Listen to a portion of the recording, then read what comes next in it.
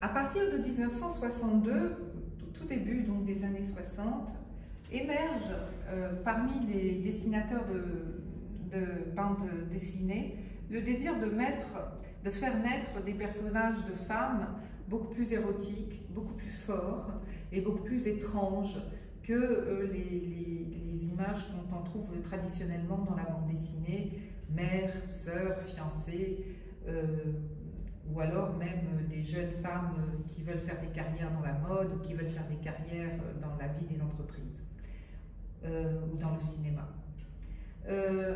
Là, nous avons un personnage tout à fait puissant qui s'appelle Barbarella. Il est puissant parce qu'il a frappé l'imagination de générations entières masculines mais également féminines. Barbarella, c'est l'héroïne aventurière érotisée, c'est en même temps la naïve érotisée, mais elle est aussi cette femme qui transforme les mondes, qui va servir à passer de la femme objet soumise à la femme érotisée, inattendue et très active dans sa vie, qui fait ses propres choix. Maintenant, sous son air d'ingénue, la Barbarella de Jean-Claude Forest reste bien sûr d'une ambiguïté folle entre l'innocence de la découverte de monde et de mœurs et de personnages dont elle ne partage pas les mœurs, dont elle ne partage pas les modes de vie ou les langues, et en même temps le désir de faire toutes les expériences possibles, puisque c'est la raison pour laquelle elle se lance dans ses aventures. Barbarella, son nom déjà fait rêver, et en même temps il indique déjà ce barbare, c'est-à-dire cette fille qui vient d'ailleurs, et elle est pour le réalisateur Roger Vadim l'objet même, le personnage même dont on peut faire un film. Il va donc faire un film, et c'est ce film-là qui a fait connaître le plus Barbarella et la bande dessinée de Jean-Claude Forest. C'est l'interprétation de Jane Fonda, alors l'épouse de Roger Vadim, qui va déclencher une passion pour ce modèle de femme aventurière, d'ingénue, toujours pareil, une plastique impeccable, une moralité impeccable et une capacité à affirmer son caractère dans les circonstances les plus inattendues. Donc Barbarella, fascinante, à partir de laquelle s'ébauchent énormément de personnages de femmes aventurières, notamment parce que c'est une histoire de science-fiction dans le monde de la science-fiction. Cependant, les hommes restent des personnages très dominants dans le monde de la science-fiction. Les femmes ne vont pas réellement y prendre une part marquante.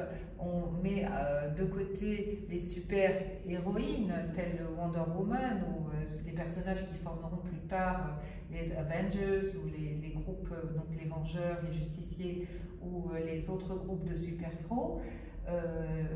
Mais en tout cas, Barbarella n'a pas de capacité génétique particulière. Toute sa propriété, toute sa force, c'est d'être une fille qui pense librement.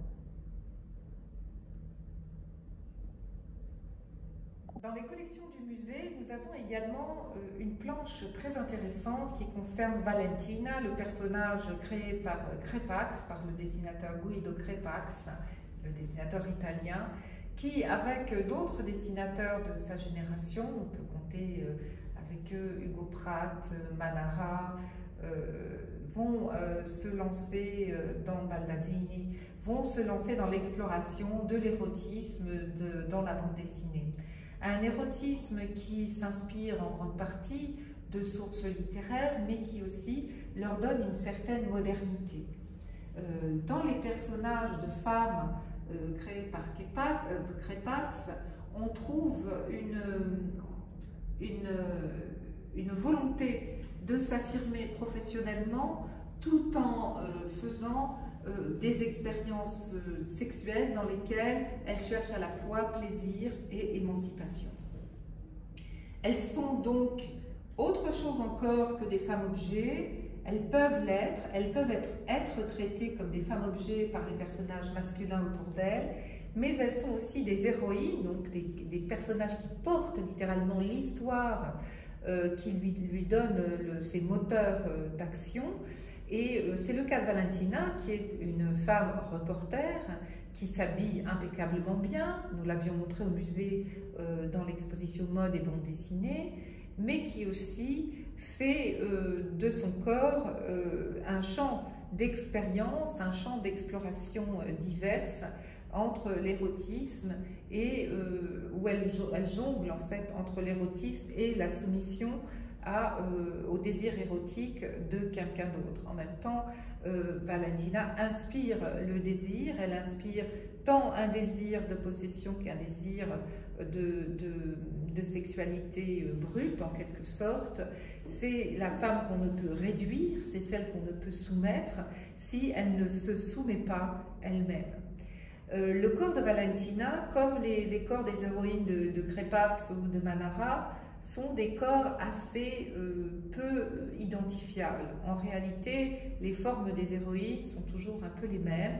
C'est parfois la tête qui change. En tout cas, Valentina a eu de très nombreuses petites sœurs et descendantes, puisque ce type de coiffure à la Louise Brooks, ce côté très, avec les très grands yeux, très maquillés, tel que aiment le montrer les films italiens, par exemple chez Fellini, on retrouve ça très fortement, cette esthétique donc marquée, prononcée, d'un physique à la fois sexualisé à outrance et en même temps parfaitement non identifiable, puisque une fois qu'on n'a plus la tête, le corps pourrait être celui de n'importe quelle autre héroïne d'histoire. Donc il y a à la fois un schéma graphique qui parle du corps de la femme et qui le répète, le duplique, et puis il y a un schéma de caractère psychologique